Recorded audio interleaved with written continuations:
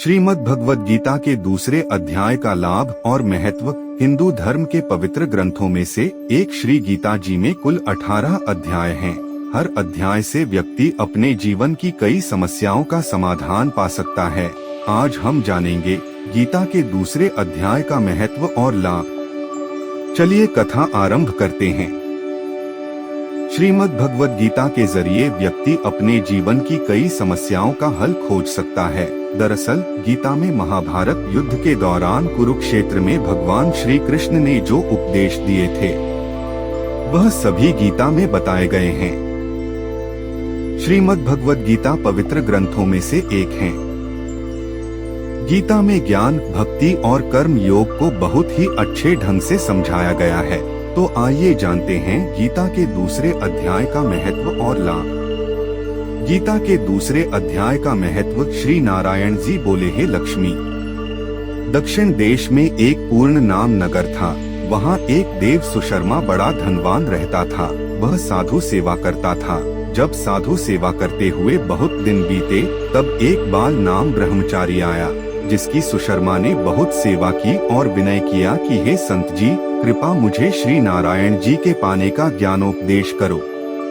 तब ब्रह्मचारी बोले, मैं तुझे गीता के दूसरे अध्याय का पाठ सुनाता हूँ। देव सुशर्मा ने कहा कि गीता जी के दूसरे अध्याय को सुनने से कोई आगे भी मुक्त हुआ है। बाल ने कहा, मैं तुझे प्राचीन कथा सुनाता हूँ। एक आयाली वन में बकरियां चराता था और मैं वहाँ भजन करता था। एक दिन रात के समय अयाली बकरी लेकर घर को तला। मार्ग में एक सिंह बैठा था। एक बकरी सबसे आगे आती देखकर सिंह भाग गया। तब अयाली ये देख बड़ा आश्चर्यचकित हुआ और मैं भी वहां आ खड़ा हुआ। उस चरवाहे ने मुझे देखकर कहा, मैंने यह आश्चर्य देखा कि बकरी को देखकर शेर डरकर भाग गया। अत तुम त्रिकालज्ञ हो, यह वृत्तांत मुझे सुनाओ। संत ने कहा, हे अयाली, मैं तुझे एक पिछली वार्ता सुनाता हूँ। यह बकरी पिछले जन्म में डायन थी। जब उसका पति मर गया तब यह बड़ी डायन हो गई। जिस सुंदर बच्चे को देखती उसे ही खा लेती थी। शेर पिछले जन्म में फंदक था। वह पक्षी पकड़ने के लिए जंगल में गया। ये डायन भी वहाँ पहुँच गई। डायन ने उस फंदक को खा लिया।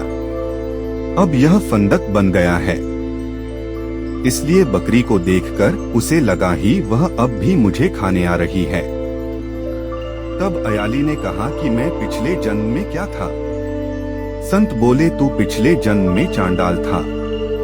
तब अयाली ने कहा कि हे ब्रह्मचारी जी, कोई ऐसा उपाय भी है जिसे कर हम तीनों इस अधम देह से छूटें। तब संत बोले, हम तुम तीनों का उद्धार करते हैं। एक बात सपनों। भयानक पर्वत की कंदरा में एक शिला थी। उसमें श्री गीता जी का दूसरा अध्याय लिखा हुआ था। मैंने उन अक्षरों को उस शिला पर देखा था।